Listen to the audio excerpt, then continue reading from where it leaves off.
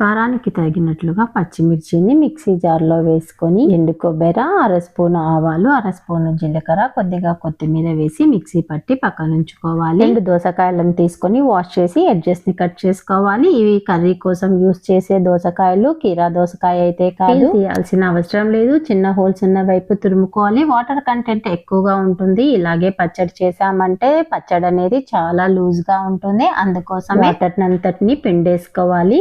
ఎంత వాటర్ వచ్చిందో చూడండి.